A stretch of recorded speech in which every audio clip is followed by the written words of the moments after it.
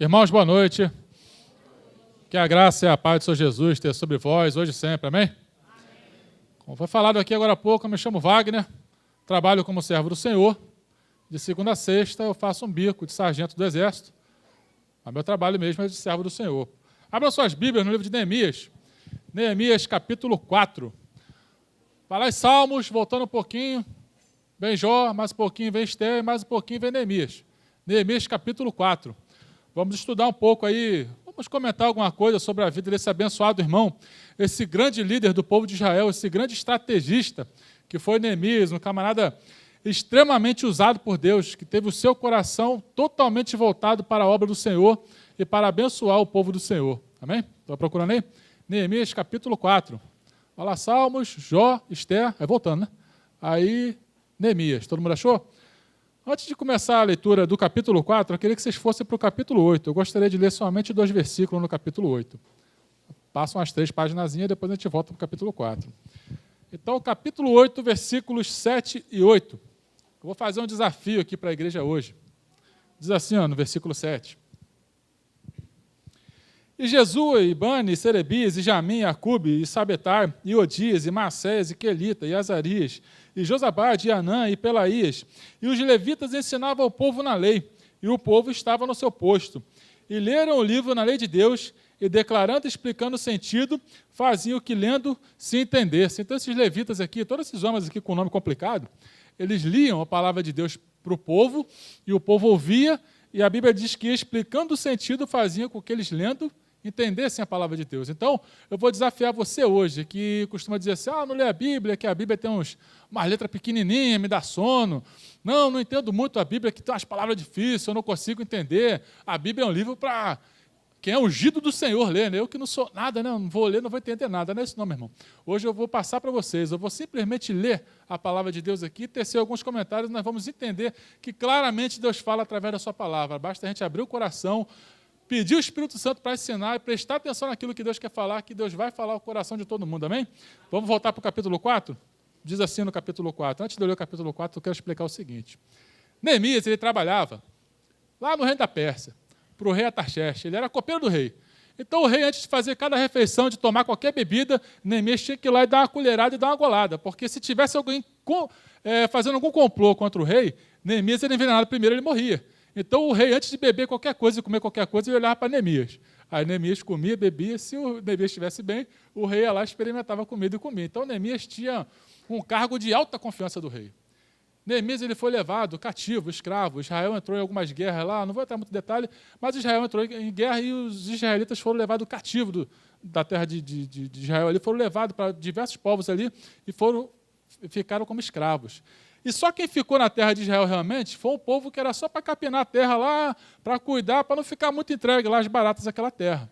E o povo que ficou em Jerusalém, ficou lá em Israel, o povo estava muito sofrido, meu irmão. O povo estava passando necessidade, o povo estava desmotivado, o povo estava no sofrimento que...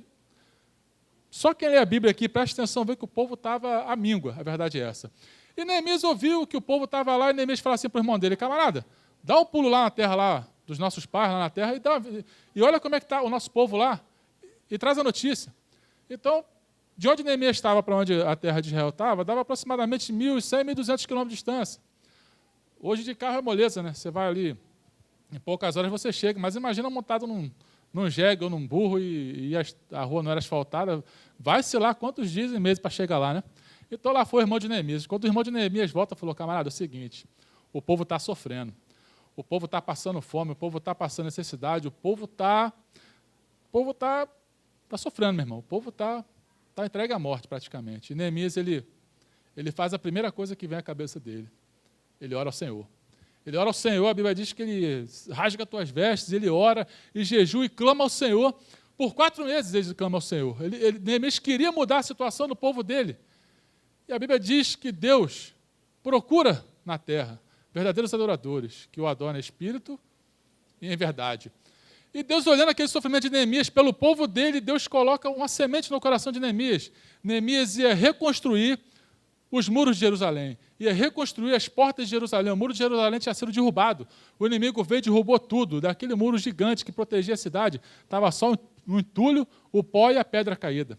Aqueles portões que protegiam a cidade tinham sido queimados, não tinham nada. A cidade estava, qualquer um que chegava entrava.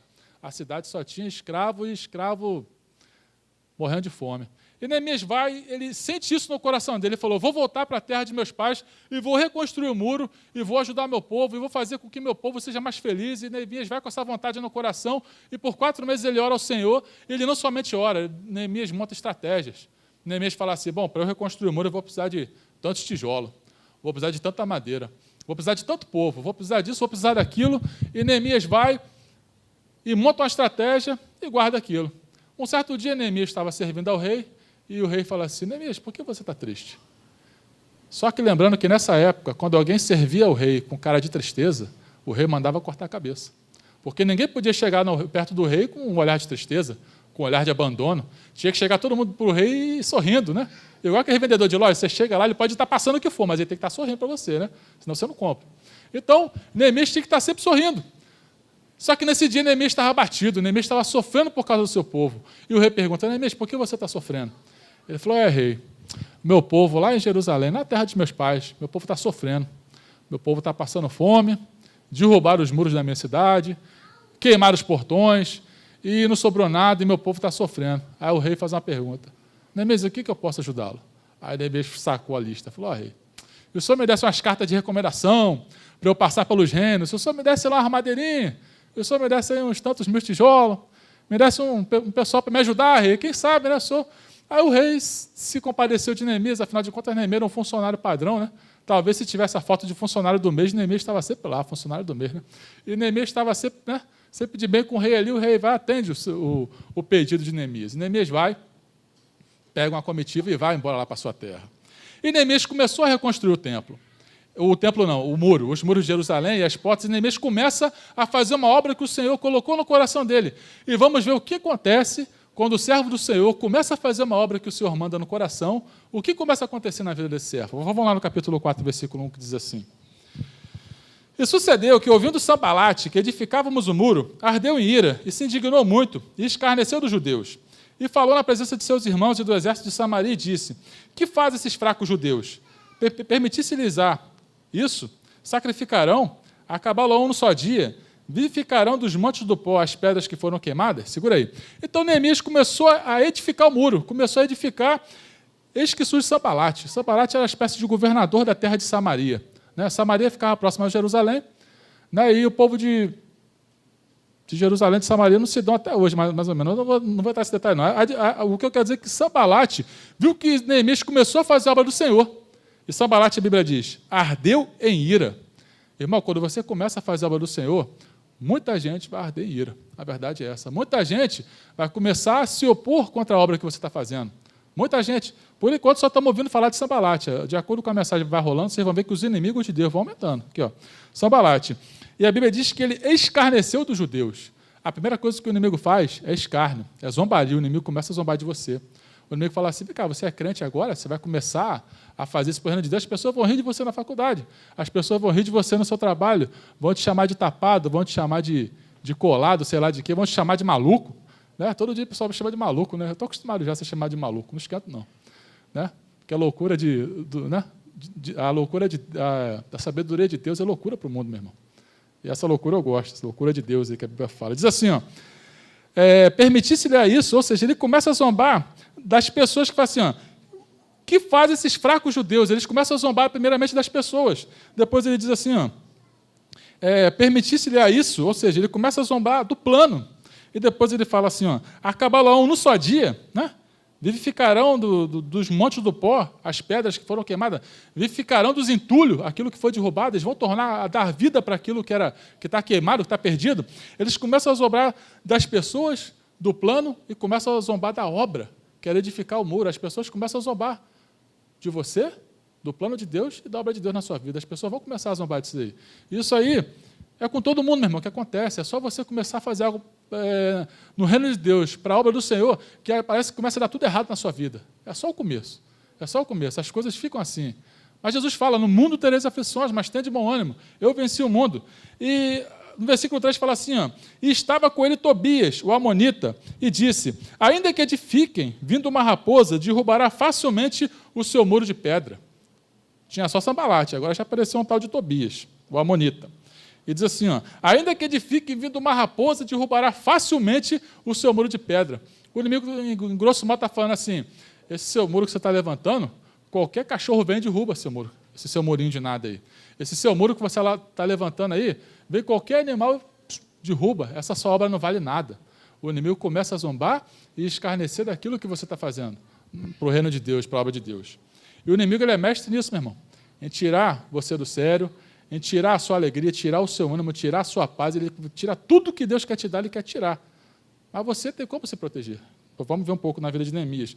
E Neemias ele faz o quê? O inimigo começa a afrontar ele, começa a zombar, começa a fazer escárnio, mas no versículo 4 ele fala assim, ouve, nosso Deus, que somos tão desprezados, e cai o seu opróbrio sobre a sua cabeça, e faze com que seja um despojo numa terra de cativeiro, e não cubras a sua iniquidade, e não se risque diante de ti o seu pecado, pois que te irritaram defronte dos edificadores. Segura aí. Neemias ele faz o quê? O inimigo começa a zombar dele. Você acha que ele perde tempo para discutir com o inimigo? Não. Ele faz o quê? Ouve, ó nosso Deus. Ele entrega o inimigo na mão de Deus. Ele fala, ele ora para Deus tomar conta do inimigo dele. Ele não tem tempo para ficar trocando ideia, para ficar debatendo com o inimigo. Ele fala assim, ouve, ó nosso Deus, que somos tão desprezados. Ele fala assim, pois que te irritaram defronte dos edificadores. Neemias fala, Senhor, estão querendo parar a sua obra, Senhor. Estão querendo parar a obra que o Senhor colocou no meu coração. Estão querendo segurar a obra do Senhor. Neemias entrega na mão do Senhor aquilo que o Senhor mandou ele fazer. E Neemias entrega os inimigos dele na mão de Deus. Por quê? Porque Deus é o santo, é justo juiz. E Deus somente o julgamento correto, ele vem da mão do Senhor. Porque se eu for julgar alguém, eu posso cometer alguma injustiça. Se eu for julgar alguém, eu posso cometer algum ato de violência. Mas se o Senhor julgar essa pessoa vai ser julgada corretamente. Amém? Versículo 6. Assim edificamos o muro, e todo o muro se cerrou até a sua metade, porque o coração do povo se inclinava a trabalhar. Obrigado.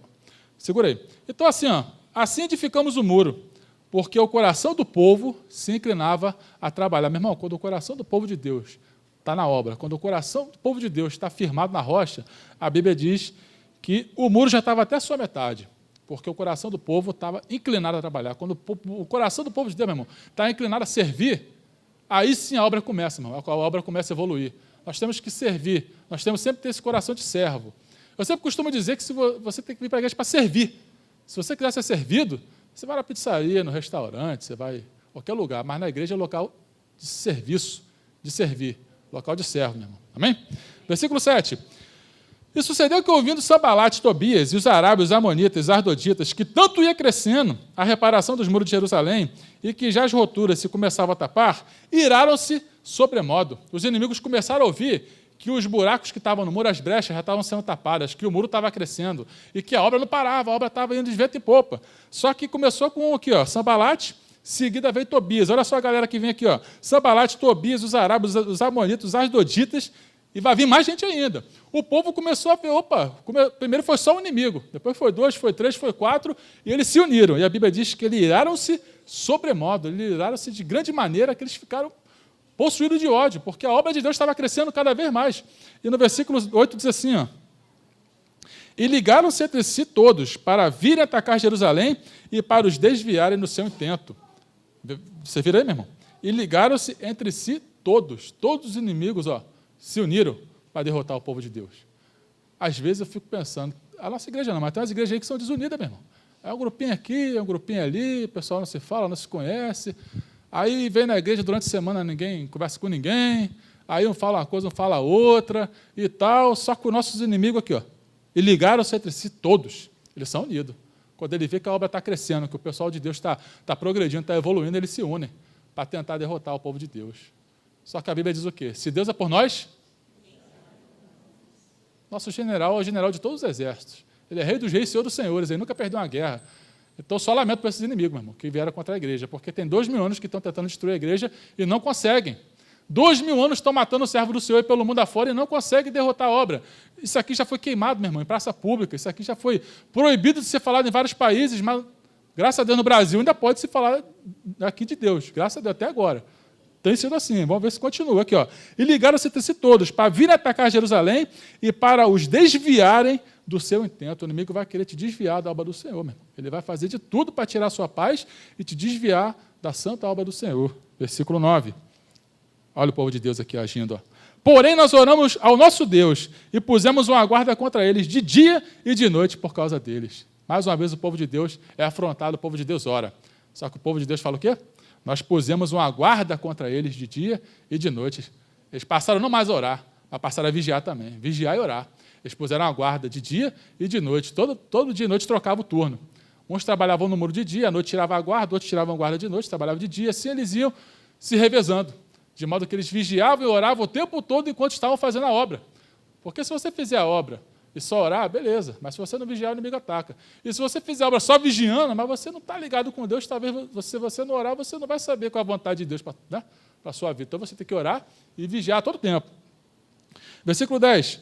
Então disse Judá, já desfaleceram as forças dos acarretadores, e o pó é muito, e nós não poderemos edificar o muro. Disseram, porém, os nossos inimigos, nada saberão disso e nem verão, até que entremos no meio deles e os matemos. Assim faremos cessar a obra. Então o povo de Judá, meu irmão, até então o povo estava ali, o coração do povo se inclinava a trabalhar, o muro já estava até metade, mas o povo de Judá falou uma frase aqui que é interessante. Ó. Nós não poderemos edificar o muro. Bateu o desânimo da rapaziada de Judá. A rapaziada de Judá, o inimigo falou assim, você não pode, você não vai conseguir, você é fraco. Você não é capaz de fazer a obra do Senhor. E o povo de Judá, nós não poderemos edificar o muro. E desanimaram.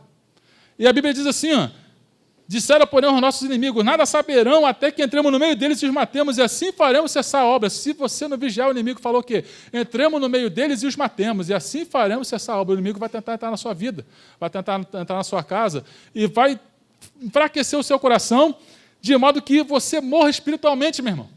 Aqui realmente vocês vão perder a vida.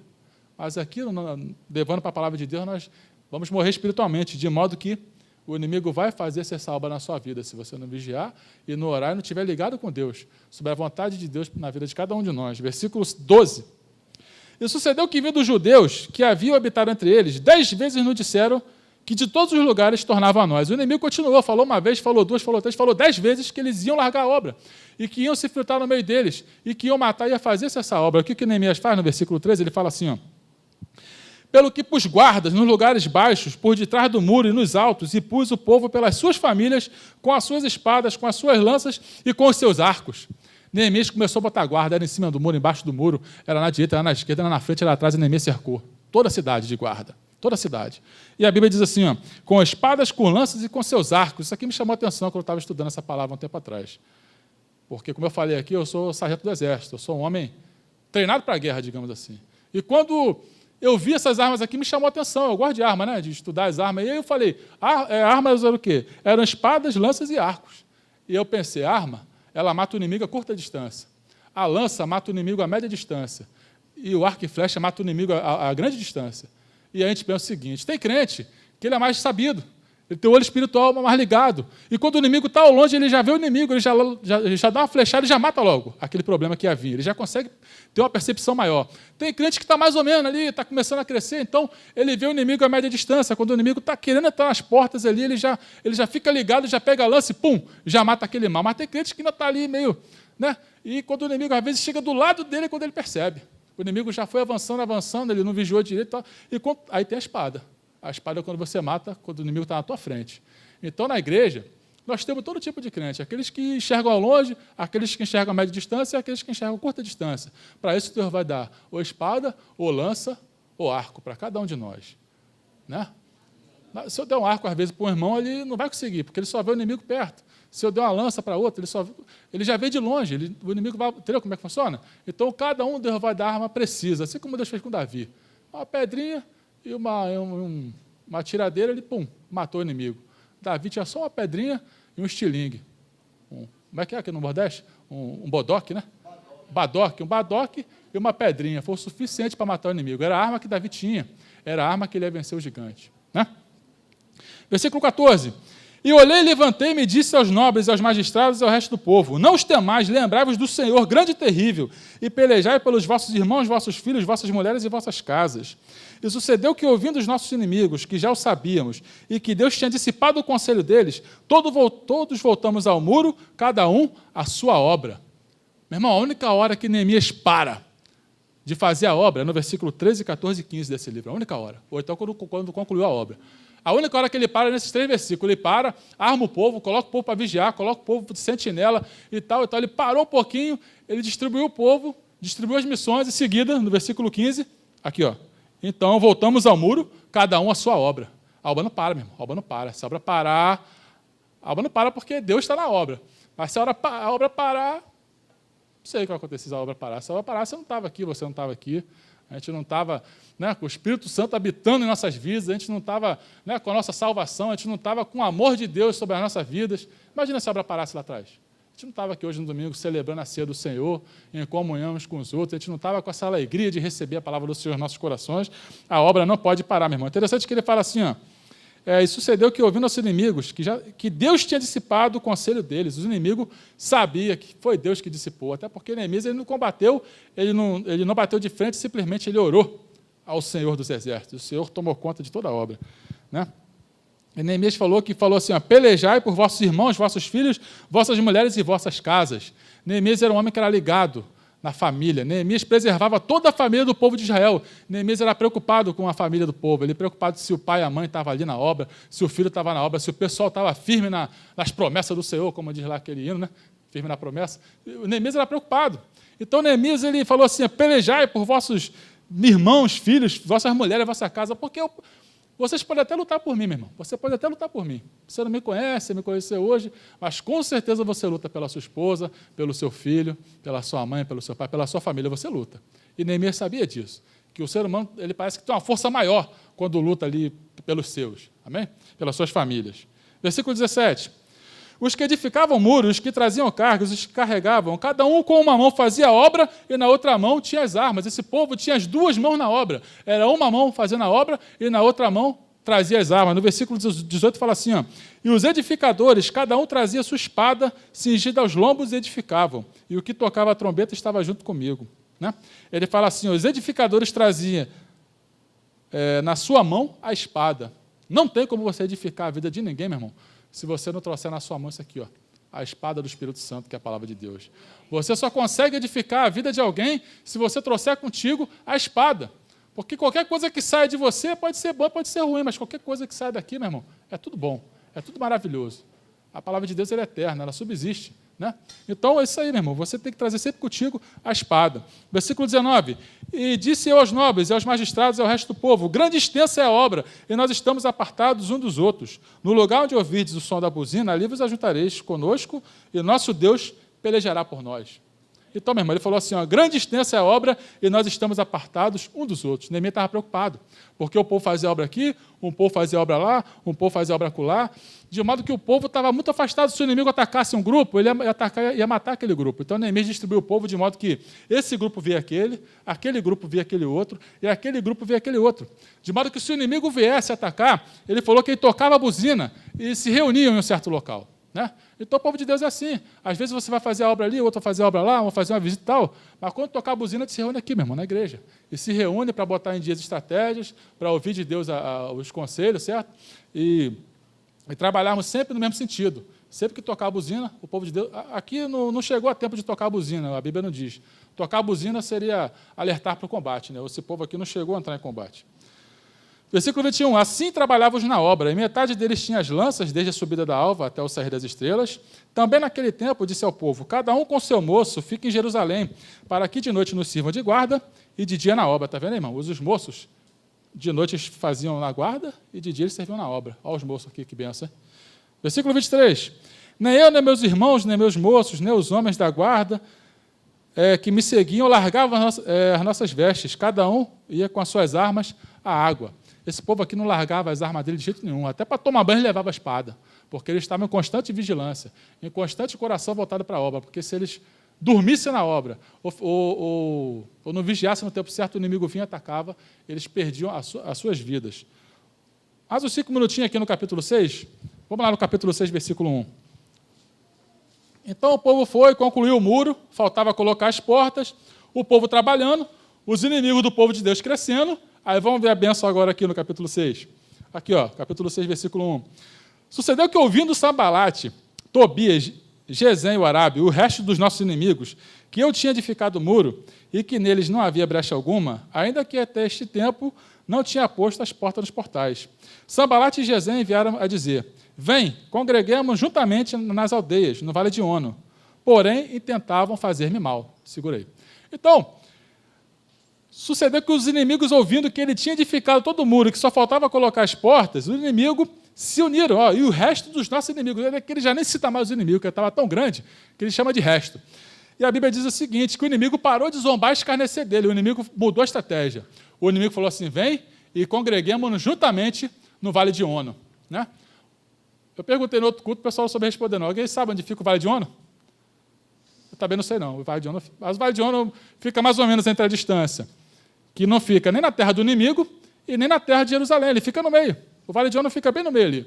De modo que nem o povo de Deus ia na terra do inimigo, nem o inimigo viria para a terra do povo de Deus, ia encontrar a Mara Neutra. Ele falou assim, vem e congreguemos juntamente no Vale de Ono. Mas Neemias era safo, pensou assim, eles vão me fazer mal. Né? O Neemias sabia que ele poderia ser emboscado, né, nesse trajeto, que dava mais ou menos de 18 a 20 quilômetros, esse Vale de Ono se localizava. Neemias sabia que se ele fosse ali de bolinha lá encontrar com o inimigo ia tirar a vida dele. O inimigo vai tentar marcar um encontro com você, meu irmão, no Vale de Ono. Né? O inimigo vai tentar. Como eu falei no outro culto, moças e rapazes, o inimigo vai tentar marcar um encontro com você no Vale de Ono, que nem é na igreja e nem é lá na terra dele. É bem no meio ali. E se você não vigiar, meu irmão, o inimigo vai tirar a sua vida espiritual, se você for. Assim como tirou de Sansão. Sansão lá, pá, e Dalila veio, bonitinha. Aí Sansão, opa, Dalila é bonita, aos meus olhos é vistosa, né? Aí Sansão vai, aí Dalila conta as historinhas para ele, corta o cabelo dele, perde a força, o inimigo captura ele, ó, fura os olhos dele e raspa a cabeça dele. Está lá Sansão de cabeça raspada e cego. Girando lá a moinha, que era para um boi girar, estava ele servindo de palhaço para o inimigo. Tá certo que depois ele cumpre a missão, ele derruba lá os pilares e o povo morre, ele cumpre a missão dele. Mas que missão, hein? Poderia ser um homem de Deus abençoado, fez uma besteira dessa. Entenderam, meu irmão? Cuidado. O inimigo vai tentar marcar um encontro com você no Vale de Ono. Vigia. Versículo 3. Enviei-lhes mensageiro a dizer, estou fazendo uma grande obra, de modo que não poderei descer. Por que cessaria esta obra, enquanto eu a deixasse e fosse ter contigo? Neemias falou o que para ele? Estou fazendo uma grande obra, de modo que não poderei descer. Quando o inimigo te chamar, meu irmão, quiser marcar um encontro com você, você vai falar o quê? Estou fazendo uma grande obra. Eu queria que a igreja repetisse comigo. Estou fazendo uma grande obra, de modo que não poderei descer. Toda vez que o inimigo quiser marcar um encontro contigo, você vai repetir isso. Estou fazendo uma grande obra, não posso descer. Fica na tua aí, meu camarada. Fica na tua aí que eu fico na minha aqui, certo? E versículo 4 diz assim, ó, e da mesma maneira enviaram a mim 4 vezes, da mesma maneira de respondi. O inimigo continuou tentando marcar o esqueminha lá com Neemias. E Neemias por 4 vezes falou, meu camarada, eu estou fazendo uma grande obra, eu não posso descer para falar contigo não, fica aí no teu lugar. Mas no versículo 5 ele fala assim, ó, então Sambalate, da mesma maneira, pela 5ª vez, olha a assistência do inimigo, pela 5ª vez, me enviou o seu moço com uma carta aberta em sua mão. Segura a onda. Então, uma carta aberta é uma carta que todo mundo pode abrir e ler. Se eu mandar uma carta aberta para o pastor e pedir alguém para entregar, a pessoa pode abrir e ler, está aberta. Agora, quando a carta está fechada, passou a colinha ali, deu aquela lambida na carta, só a pessoa, o destinatário, que pode ler. O remetente mandou, o destinatário recebeu, só ela pode ler, ela vai ter que rasgar a carta. Mas se a carta estiver aberta, não, todo mundo pode ler. E o inimigo mandou uma carta aberta para Neemias, meu irmão. O inimigo manda um carteiro do inferno entregar uma carta para o Neemias. E olha o que diz na carta, versículo 6. Na qual estava escrito, entre a gente se ouviu, e Gesem diz que tu e os judeus intentais revoltar-vos pelo que edificais o muro, e que tu te farás rei deles, segundo estas palavras, e que puseste profetas para pregarem de ti em Jerusalém, dizendo, este é rei em Judá. Ora, o rei ouvirá, segundo estas palavras, vem, pois, agora e consultemo-nos juntamente. O inimigo persistiu em marcar encontro com Neemias. E o inimigo começou a carta de uma maneira estranha aqui, ó. Entre a gente se ouviu. É mais ou menos assim, ó. Estou dizendo por aí, ouvi dizer, eu vi na internet, deu? E tal, a conversa começa sempre assim torta, meu irmão. Ouvi dizer, estão falando por aí, que você, essa coisa, Neemias, meu irmão. O inimigo tenta deturpar o caráter de Neemias. E fala que Neemias está mentindo, dizendo que ele ia se fazer rei na terra de Judá. Nessa época que os profetas já estavam pregando sobre a vinda do Messias. E eles estavam dizendo que Neemias ia ser uma espécie de Messias, que Neemias estava se dizendo que ia ser rei em Judá, algo mais ou menos assim. E Neemias ouve aquela história toda e diz assim no versículo 8. Porém eu enviei dizer-lhe, de tudo o que dizes, coisa nenhuma sucedeu, mas tudo o teu coração inventas. Porque todos eles nos procuravam atemorizar, dizendo, as suas mãos largarão a obra e não se efetuará. Agora, pois, ó Deus, esforça as minhas mãos. Neemias falou, de tudo que tu falou, nada aconteceu. Tudo que tu falou, você inventou do seu coração, é invenção tua. Né? A Bíblia diz assim, ó, porque todos procuravam atemorizar, dizendo, as tuas mãos largarão a obra e não se efetuará. O inimigo vai falar isso para você, meu irmão. A tua mão largará a obra e o que você está fazendo não se efetuará. Mas Neemias, mais uma vez, ele ora a Deus e diz assim, agora, pois, ó Deus, esforça as minhas mãos. Algumas Bíblias dizem assim, ó, agora, pois, ó Deus, fortaleça as minhas mãos, né? Outras estão escritas assim, agora, pois, ó Deus, aumenta as nossas forças. Não fala assim? Neemias pede força para o Senhor. Se você orar para Deus pedindo dinheiro, Ele pode até te dar. Se você orar para Deus pedindo cura de alguma doença, Ele pode te dar, porque Ele tem todo o poder, Ele faz o que Ele quiser. Se você orar para Deus para qualquer coisa, Ele pode até te dar, meu irmão. Mas se você orar para Deus pedindo força, com certeza Ele vai te dar. Ele sempre vai te dar força para você enfrentar aquilo que você está passando agora. Ele sempre vai te dar força para você prosseguir na obra. Ele sempre vai fortalecer as suas mãos para a obra. Sempre, meu irmão. Ele nunca vai te abandonar. O próprio Jesus no Getsemane, ele ora para o Senhor pedindo forças. E ele fala o quê? Senhor, se possível for, afasta de mim esse cálice, mas que não faça a minha vontade, se faça a sua. E Jesus chegou a chorar ali, chega a sair sangue de sua testa, do seu suor, mas Deus envia o anjo e conforta ele tem forças, ele prossegue a missão até o fim. E ele falou, Senhor, está consumado. Né? O próprio Jesus, ele nos dá esse exemplo, ele fala, Senhor, está consumado. Versículo 10. E entrando em casa de Semaías, filho de Delaías, filho de Metabel, nome estranho, que estava encerrado, disse ele, vamos juntamente à casa de Deus, ao meio do templo, e fechamos as portas do templo, porque virão matar-te, sim, de noite virão matar-te. Então ele viu que Semaías, esse camarada aqui, não estava na obra, não.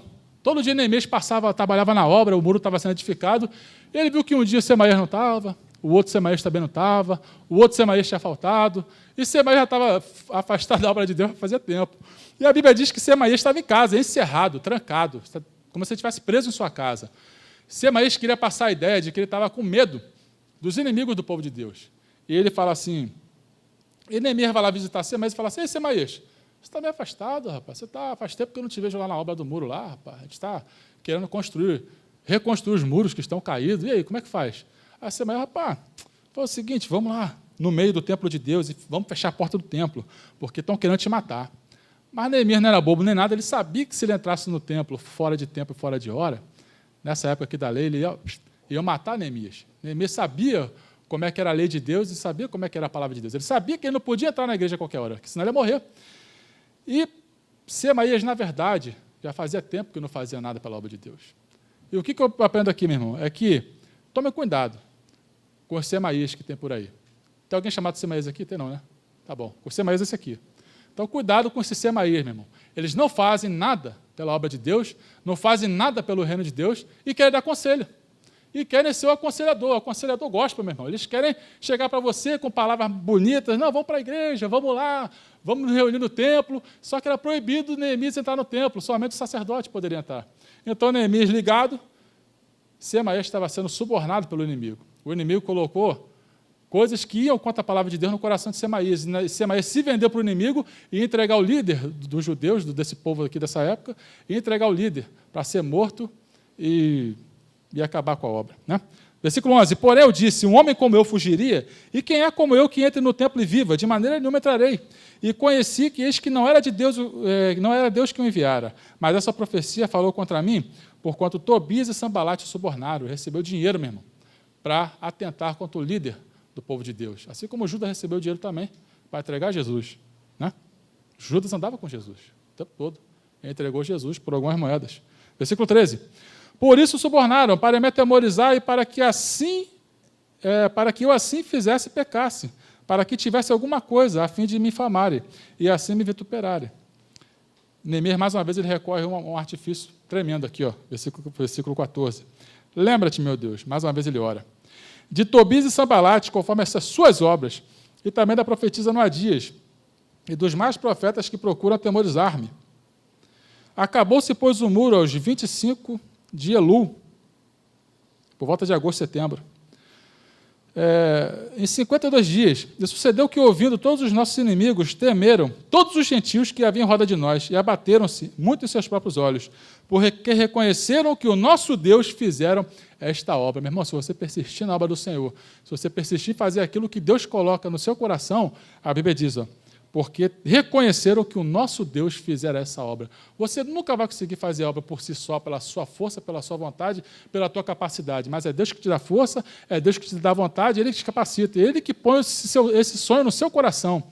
Portanto, Deus, às vezes, Ele reúne, meu irmão, Ele chama alguns servos seus para fazer obras impossíveis. Seria impossível o povo de Israel levantar esse muro em 52 dias? Seria impossível, seria, se Deus não estivesse com ele. Seria impossível você fazer algo para o reino de Deus se Deus não estivesse contigo. Mas quando Deus está contigo, meu irmão, é Ele que faz a obra, não é você. Você basta inclinar o seu coração. Versículo 17. Também naqueles dias, alguns nobres de Judá escreveram muitas cartas que iam para Tobias, e as cartas de Tobias vinham para eles. Porque muitos em Judá se lhe juramentaram porque era genro de Secanias, filho de Ará. E seu filho Joanã tomara a filha de Mesulão, filho de Berequias. Isso aqui que eu estou falando tudo é o seguinte, os inimigos estavam fazendo conspiração. E um estava casando com a filha do um, com a filha do outro, de modo que politicamente eles estavam fortes. E eles estavam tentando atemorizar Neemias, de modo a ainda parar aquela obra. Mas no versículo 19 diz assim, também as suas bondades contavam perante mim, e as minhas palavras lhe levavam a ele. Portanto, Tobias escrevia cartas para me atemorizar. Neemias continuava mandando zap lá, o Tobias para Neemias, passei, vou parar a tua obra, rapaz, tu não é de nada. Aí então Zé Ruela, mandando zap lá, mandando zap. Neemias olhava e não dava crédito, porque Neemias era um camarada que estava com o coração firme. E continuava mandando zap para ele. Mas a gente vai ver agora qual é o zap que Deus manda para o inimigo, qual é a carta. Os inimigos escreveram várias cartas para atemorizar Neemias, mas tem uma carta que Deus escreve para esse inimigo do povo de Deus. Só para encerrar, vamos lá, 2 Coríntios, capítulo 3. 2 Coríntios, capítulo 3, a partir do versículo 2, diz o seguinte, vós sois a nossa carta, escrita em nossos corações, conhecida e lida por todos os homens, porque já é manifesto que vós sois a carta de Cristo, ministrada por nós e escrita não com tinta, mas com o Espírito do Deus vivo, não em tábuas de pedra, mas nas tábuas de carne do coração. É por Cristo que temos tal confiança em Deus, não que sejamos capazes por nós mesmos de pensar alguma coisa, mas a nossa capacidade vem de Deus, o qual nos fez também capazes de ser ministros do Novo Testamento, não da letra, mas do Espírito, porque a letra mata e o Espírito vivifica. Vós, meu irmão, sois a carta de Deus, escrita com sangue, meu irmão. Essa igreja aqui está escrita com sangue, não é tábua de carne como no passado, está escrito com sangue de Jesus e de vários mártires que morreram pela igreja. Né? E essa força, essa confiança, não vem de nós, está dizendo aqui, ela vem de Deus. É essa confiança, porque Deus é o nosso escudo, a nossa rocha, a nossa força em quem nós confiamos. A Bíblia diz que mesmo que se um exército levantasse contra nós, mesmo que o inimigo nos rodeasse, mesmo assim eu não temeria, porque o Senhor é aquele que peleja por nós. Está mais ou menos assim lá no Salmo 27, meu irmão. A alegria do Senhor é a nossa força, como diz Neemias também. Então, meu irmão, continua com o coração firme na obra, com a mente voltada para a palavra de Deus, com a mente voltada para a tua família e firme nas promessas do Senhor, porque elas vão se cumprir na sua vida. Basta você não esmorecer e sempre orar a Deus, entregando os propósitos dEle, os inimigos da obra dEle e a vida sua e da sua família nas mãos do Senhor, que não tem local melhor para se estar. Obrigado. Santo Deus, muito obrigado pelo teu cuidado sobre nós, pela direção do Senhor em nossas vidas e pela vida de cada irmão aqui presente. Que o teu poder, que a tua misericórdia, que a tua graça esteja sobre a vida de cada família. Como bem disse o Wagner, que nós tenhamos cuidado com encontros que o inimigo quer marcar conosco, em locais que não oferecem segurança.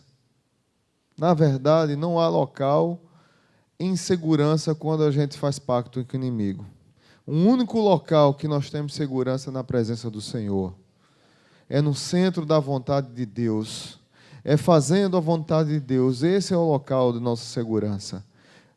Para que nós possamos dizer como Neemias, a alegria do Senhor é a nossa força.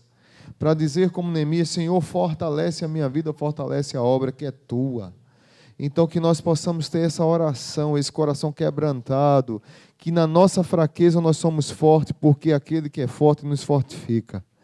Nos ajuda, ó Pai, a olhar para essa palavra e entender que é ela que vai nos transformar para superar as barreiras, dificuldades, obstáculos, ataques, ciladas, artimanhas ardilosas, dardos inflamados do maligno para destruir nossa vida e nossa família. Só no Senhor é que nós conseguiremos superar tudo isso. Nos ajuda, ó Pai, nos ajuda. Que o amor de Deus, o Pai, que a graça maravilhosa de Jesus e que a comunhão do Teu Santo Espírito, que a Santa Trindade esteja sobre cada um de nós essa semana. Que tenhamos uma semana cheia do Teu amor, da Tua graça. No nome de Jesus também eu quero apresentar ao Senhor nossa nação. Hoje é um dia bem especial para o nosso povo brasileiro. Um dia da independência, um dia que nós celebramos isso, mas a minha oração é que nós possamos um dia celebrar a independência do pecado e a dependência do Senhor. Que nós possamos celebrar a independência de todas as artimanhas, falta de integridade, de desonra que a gente vê no nosso meio, graçando no nosso meio político. Que o Senhor derrame a Tua vontade naquele lugar, ó Pai. E que pessoas honestas possam estar ali assumindo cargos na presidência, deputado, senador, governador.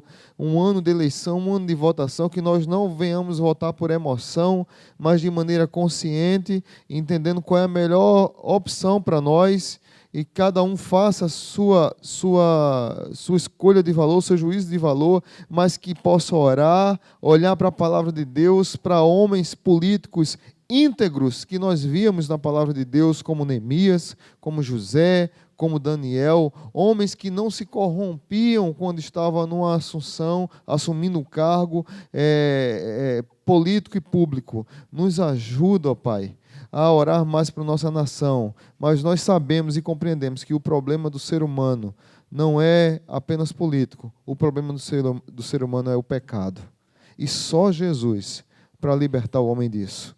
Então nós clamamos a Ele, que é para Ele, por meio dEle, todas as coisas. No nome de Jesus, a igreja diz amém.